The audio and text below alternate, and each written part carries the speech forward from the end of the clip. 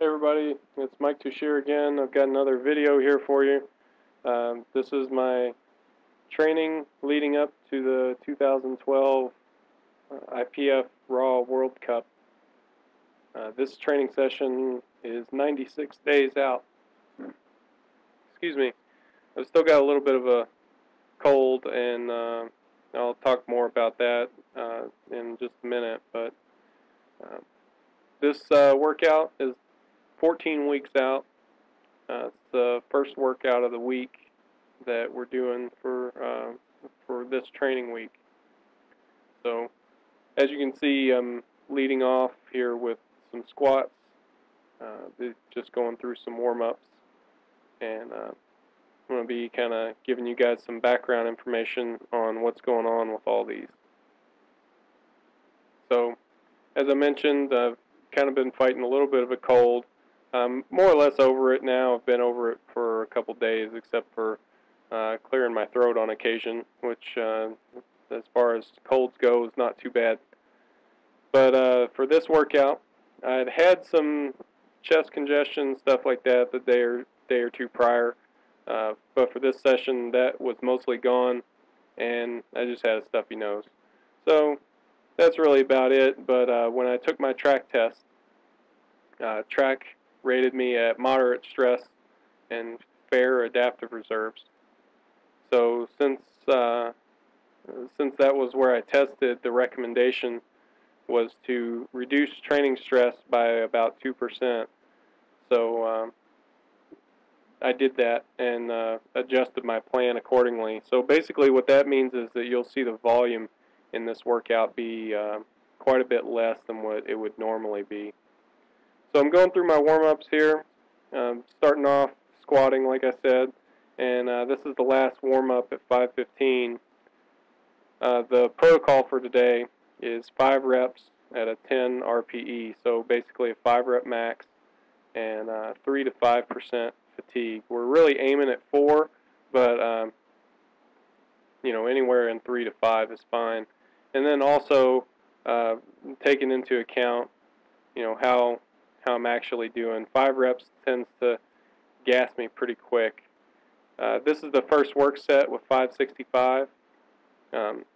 If you check out my training if you check out my training blog on the website, you'll see that the training that I did last week, I did 5 reps on the squat there too. And 5 reps tends to fatigue me in the legs quite a bit, really rapidly. There's not too much room for drop sets doing 5 rep sets for me, at least how I'm processing volume.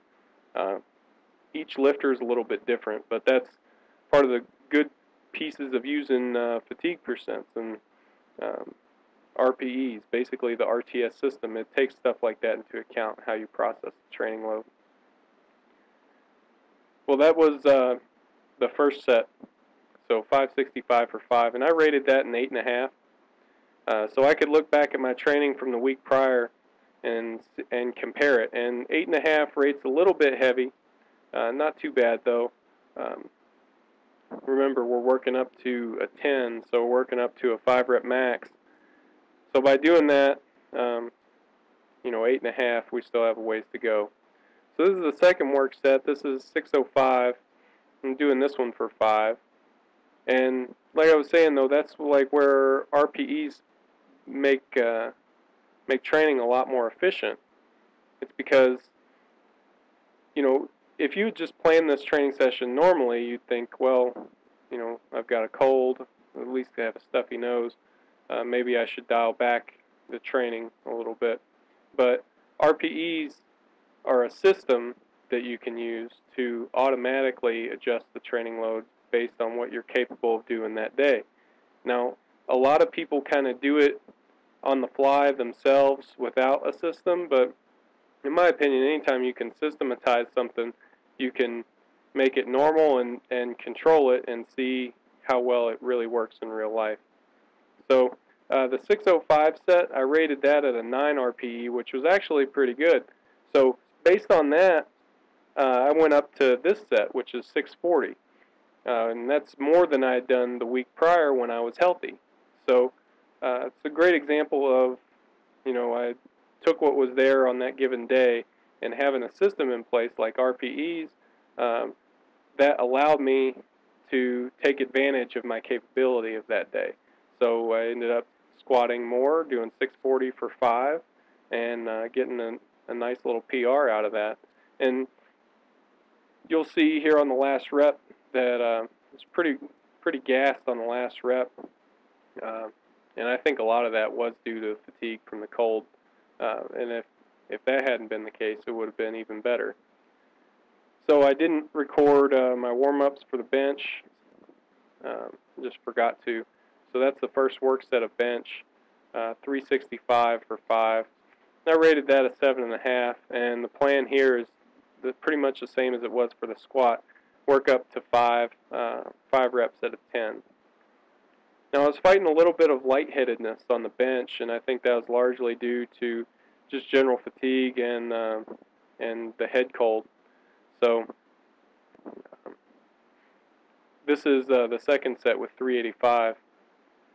And I get a lot of comments, benching when you're lightheaded is, obviously not the safest thing to do. And then I get some comments from time to time asking about bench safety, how am I benching without spotters and how dangerous that is. But you can see that I've got the rack pins set up, and this is the top set with 415.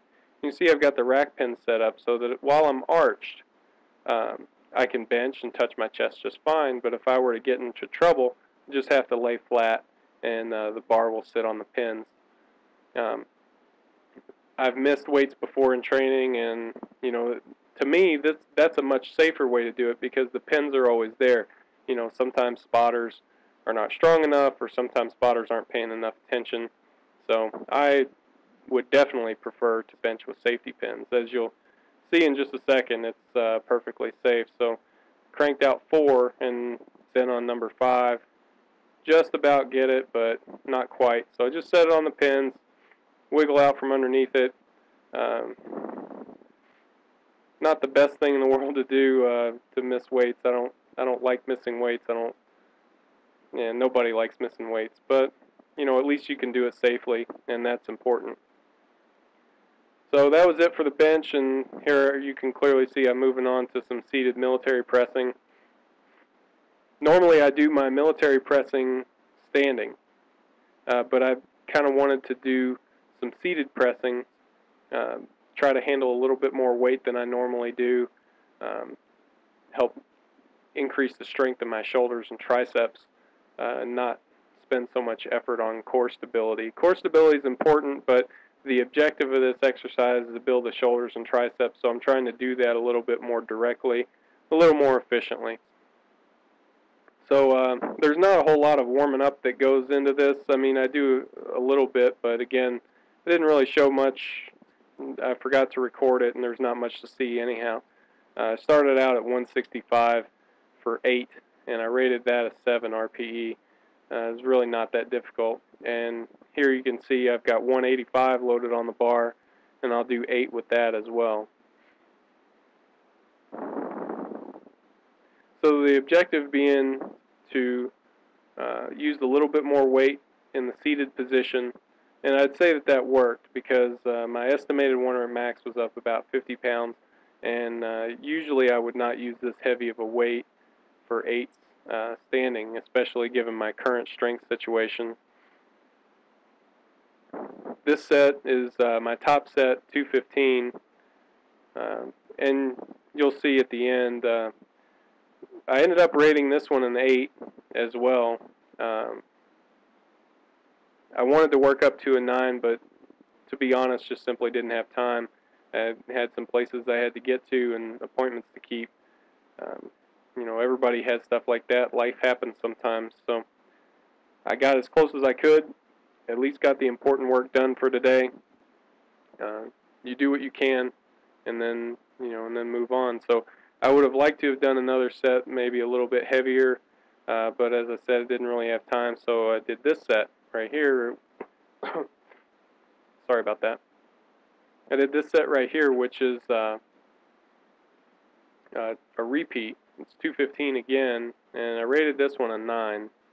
And the reason it was significantly harder is the fatigue from the first set, but also I kept a pretty short rest interval here, and I did that because, one, because I had to go, and two, because I knew it was a repeat set, so I wanted to finish up with a little more fatigue. So you can see this workout and all my workouts. Not everything gets a video, but everything gets posted in the training blogs.